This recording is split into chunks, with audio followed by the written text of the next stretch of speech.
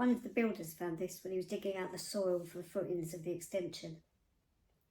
Seems you're not the first person in this house to have a big imagination, he said as he handed me this random piece of paper. Thank you, I answered, when what I really wanted to say was, please do not use that condescending tone with me. This big imagination might actually pay my bills. One day. I was going to throw it straight in the bin, but something stopped me. With my curiosity getting the better of me, I carefully unfolded the piece of paper. Handwriting, not easy to make out, but it was definitely a letter. Intriguing. So I made myself a cup of tea and settled down in the living room to read. It really got to me, this strange old letter. It was as though it had been written to me personally. But it couldn't have been, could it? As I was trying to make sense of it all, I made my way back into the kitchen when my wheelchair started making a grinding sound. And when the noise stopped, so did the chair. So, with the rest of my day being a lot less mobile than I'm used to, I've decided to have an early night. And so here I am, in bed, with the letter. I can't stop thinking about it. There's no date, but it's clearly old, like it should be in a museum or something. Maybe it was the creative writing project of a child who lived here over 100 years ago. If it is, they were bloody good, I'll give them that. Or maybe it's a genuine letter. A cry for help. I'll read it. To my unknown confidant, whomsoever you may be. I know not who or indeed where you are, but I must share my heavy heart with you. For 'tis oft said that to share a woe is to halve it, and I pray that my writing of this letter shall give me some relief, and that you shall not be too burdened by it. To speak truly and from the heart, my home is in turmoil. Our heroic king is dead, and his son, my dear lord, lately returned from his studies, is much changed. He and I have been friends since childhood, and as we grew, a shared love between us blossomed. Or at least I thought it was shared. Now my father instructs me to spy on my lord, so he and our new king can understand what is the cause of my lord's changed humour.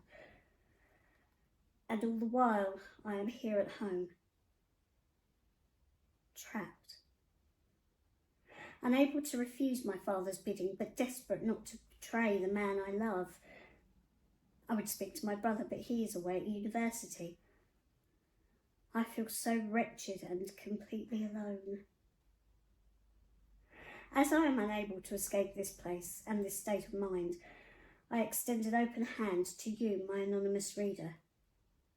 Although I may never receive correspondence from you in return, I feel somewhat comforted by writing these words and sending them to the winds, allowing them to travel where they may, even though I cannot.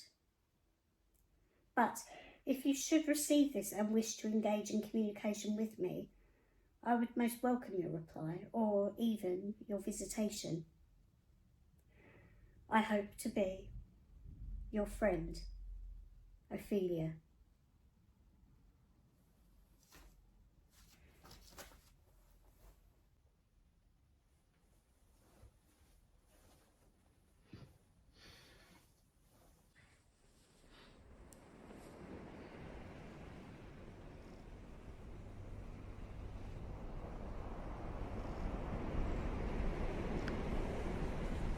My friend, I am so pleased you are come. I am Lady Ophelia of Elsinore, but I do not know what to call you. I'm Catherine of Colchester. I'm not used to talking to people with titles. All right if I call you Ophelia? Of course. We are friends, are we not? I must compliment you on your noble steed. My... Oh, you mean my wheelchair? It is a wheeled chair. Most wonderful.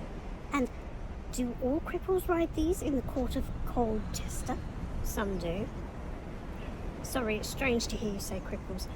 We don't use that term anymore unless we're trying to be offensive, you see. I am sorry. I do not mean to offend. I know. We use the term disabled where I'm from. Have you met any disabled people before, Ophelia? Yes, but mostly they are kept hidden away from public view here. I think I might understand them in some roundabout way, for I often feel that I am being hidden away from the rest of the world.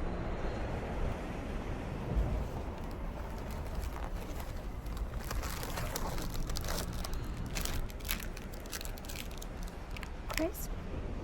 Pardon me? A crisp. Would you like one? What is it? It's a snack. Snack? Never mind. Castle grounds are looking lovely. Are they? I used to find the colours of spring so enchanting. The trees, the blossoms, the flowers, but... He is dead and gone, lady. He is dead and gone. At his head a grass-green turf, at his heels a stone.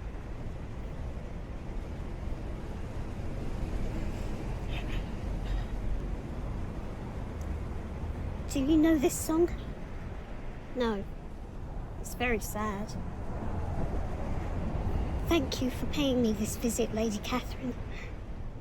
I so needed to talk to someone. Aren't any of the women at court your friends? Couldn't you confide in them? Alas, no. I am not like them. Why? What are they like? Their lives are ruled by artifice and appearance. There is no room to be real, to be true. I want to please my father, but as time passes, it feels like I am drowning. I wish you didn't feel like that. Do people in Colchester behave this way? Sometimes. But you are permitted to travel without the company of a man, even as a crip. A disabled.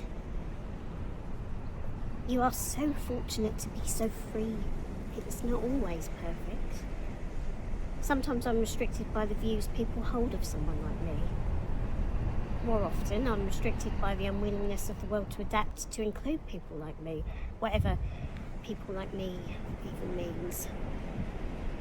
We all have our restrictions. The real question is, what do we do about them? You could leave, you know. Just because it isn't expected of somebody in your position doesn't mean you can't. And somebody has to be the first to enact change. You're an intelligent woman. Much thanks. I have had to teach myself. Really? When I was a child, my governess frowned upon girls reading unless it was prayers. She feared my head would bloat. But she taught me my letters. An interesting woman. I used to creep into the library and read as much as I could before returning to my rooms for fear of my absence being noticed. The library was the place where my Lord Hamlet and I first became acquainted. He was 7 years older than I. And you had a crush? If you mean that I had feelings for him then, no. That was later. On the day we met, I was studying an old atlas. And then my mind began to wander. I imagined leaving the castle and steering a ship across the vast oceans whose names I had just encountered. As I raised my imaginary cutlass thus, it walked a young man, Hamlet. He asked what I was about, and I showed him the atlas that had led to my silliness. And we spent an hour poring over the pages, the maps, together. It was glorious. After that, he would regularly seek me out in the library. We would converse on many topics, from history to geography and politics to philosophy. He did not hold the view that women were incapable of sound thought. I liked that. And when he went away to study, I did miss him. He has returned now, but he is not the same. I should like to see your country. Do you have to cross seas to get there? Oh yes, seas and land and time. Are you sure you don't want a crisp? No, thank you. Ophelia, since I found your letter, there's been a question that's been running through my mind. A question that runs through one's mind? How? It's a figure of speech. But there is something I would like to ask you. May I? Proceed. In your letter, you write about Hamlet and your father, and you even mention your brother once too, but you never mentioned your mother. May I ask where she is? Are you close with your mother, Catherine? Would she tell you if she did not approve of your travels? Yeah, but she totally approves of me travelling. She's always encouraged me to use my capabilities as much as possible. That's why I very rarely stop talking. I sometimes wonder what my mother would make of me. Would she encourage me to be interested in the world beyond the castle walls? Or would she reproach me and treat me with suspicion as do the other courtiers? I am at a loss to know. You see, she died when I was very young. I'm sorry. It was so long ago. But recently I've heard things, stories. People say she was restless, that she wanted to leave, and leave she did. I'm not quite following. You don't think she's really dead? Oh no, I know that she is dead. It is the cause of her death that I question. There was another occasion more recently where someone's life no longer proved profitable to the influential at court, and said individual, our most royal sovereign, appeared to have met an untimely end. The old king! Shh! Speak low. Even the trees have ears. You think that the old king was murdered? And your mother too. My father never speaks of my mother, but I have seen his face become harder than the bedrock that this castle is built upon when others have mentioned her. And I wonder whether she felt unable to play along in courtly matters, thus becoming a hindrance to my father. These are mere suspicions and maybe the overworking of an unhappy and restless mind. I'm not quite sure what to make of all this. Might I have a crisp now? Sure. Take the packet. Thank you.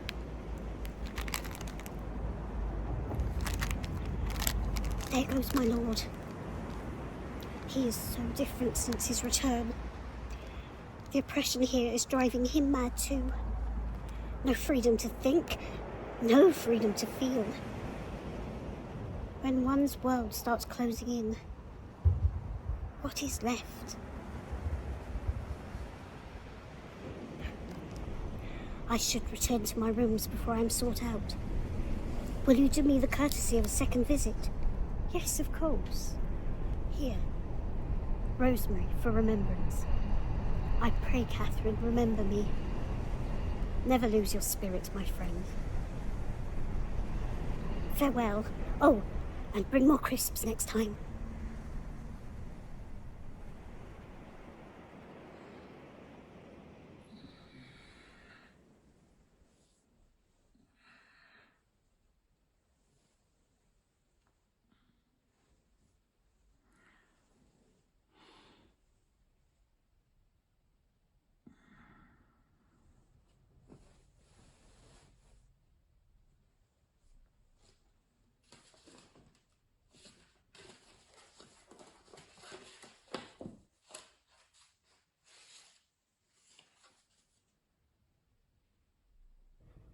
Keep up the fight, Ophelia.